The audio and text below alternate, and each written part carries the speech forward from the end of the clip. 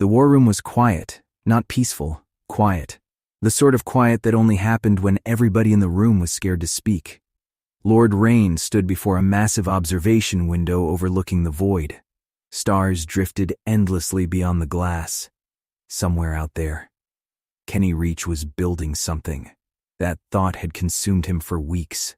Weeks.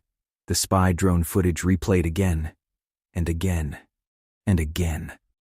A convoy leaving Earth, escorted heavily, protected more heavily than most military operations.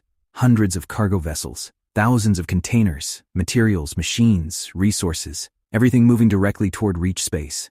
Lord Rain hated unknowns, and right now, he knew absolutely nothing. Behind him, Cassian sat at the strategy table. The old warrior looked irritated, mostly because this was the 7th time he'd watched the same footage. The convoy disappeared into hyperspace. The recording ended. Again. Cassian finally broke the silence. You know staring at it won't magically tell you what's inside. Lord Rain ignored him. What do you see? Cassian sighed. The same thing I saw the first 6 times. Materials. What kind? I don't bloody know. Lord Rain frowned. That wasn't good enough. Nothing was anymore. Every unknown felt dangerous now. Every unanswered question felt like a weapon pointed at his throat. The old warrior stood, walking toward the display. He enlarged the image. Several cargo ships rotated slowly. Cassian studied them carefully, then pointed.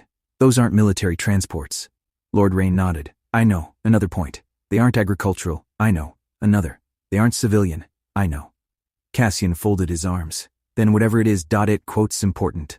Silence followed. The kind of silence that had become common between them. The silence of men slowly realizing they were losing. Not the war. Control. Control of the future. Control of the narrative. Control of fear. The door behind them opened. Neither looked. They already knew who it was. An assistant approached carrying a silver case. The woman stopped beside Lord Rain.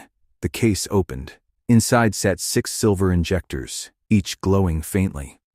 Lord Rain immediately removed part of his collar. A metal port sat embedded into his skin. The assistant connected the injector. A hiss echoed through the room. Silver fluid vanished into his body. Lord Rain closed his eyes. Immediately the effect arrived. Warmth, comfort, clarity. His muscles relaxed. His mind sharpened. The constant exhaustion faded. The aches vanished. Even his mood improved. Cassian watched skeptically. Still, after all these months. The assistant approached him next. Cassian reluctantly extended his arm.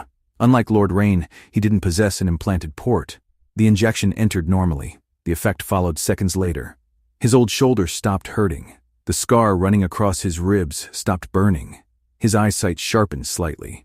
The old warrior sighed, then immediately looked annoyed about enjoying it. Lord Rain smirked. You see?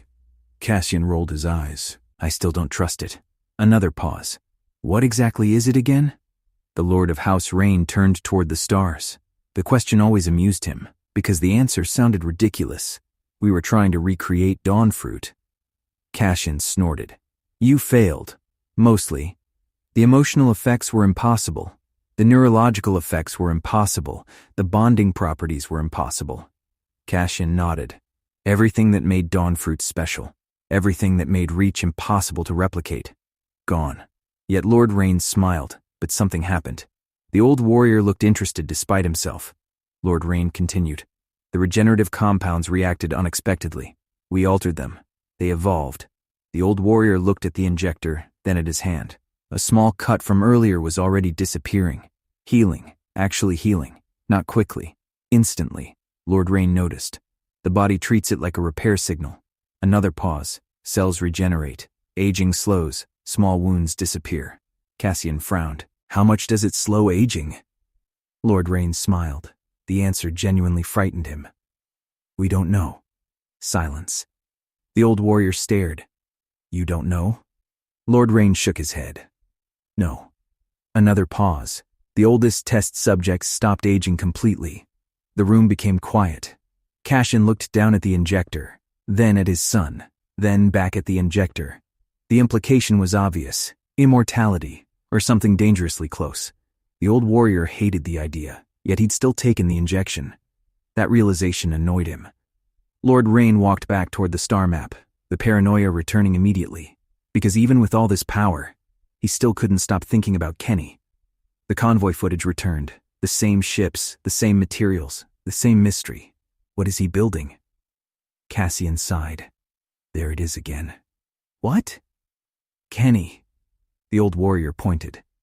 You think about him more than yourself now. Lord Rain didn't deny it, because it was true. The war had become personal years ago. Now it was obsession.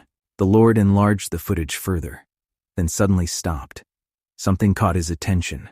One specific container, a symbol, industrial energy shielding. Cassian noticed too. The old warrior frowned. Power regulation? Lord Rain narrowed his eyes. Maybe, maybe not. They continued speculating. Factories, weapons, ships, defensive systems, planetary shields. Every possibility, every theory, every answer felt wrong, which only made the mystery worse. Hours passed, the room darkened, the stars shifted. Neither man left. Finally, Cassian broke the silence. What do we do? The question lingered. Lord Rain stared at the map, then slowly smiled. Not because he was happy, because he'd finally made a decision. The smile looked dangerous, desperate, the sort of smile worn by cornered predators. We stop waiting. Cassian immediately focused. The holographic map changed. A new sector appeared. Neutral territory, not reach, not imperial. Independent worlds, trade worlds, industrial worlds, resource worlds, weak worlds. The old warrior understood instantly. You want expansion? Lord Rain nodded. We need population, we need resources, we need industry, and most importantly, his eyes narrowed, we need hostages. The room became still. Even Cassian looked surprised. Lord Rain continued. If Kenny wants to save everyone, then we'll force him to choose who he saves. The realization hit. Not military conquest. Terror, pressure, chaos, the strategy of desperate men, the strategy of villains, the strategy of House Rain. Cassian slowly sat down. For the first time all night, he looked genuinely worried, not about Kenny, about his own son, because somewhere along the way, Lord Rain had stopped trying to win and started trying to make everyone lose.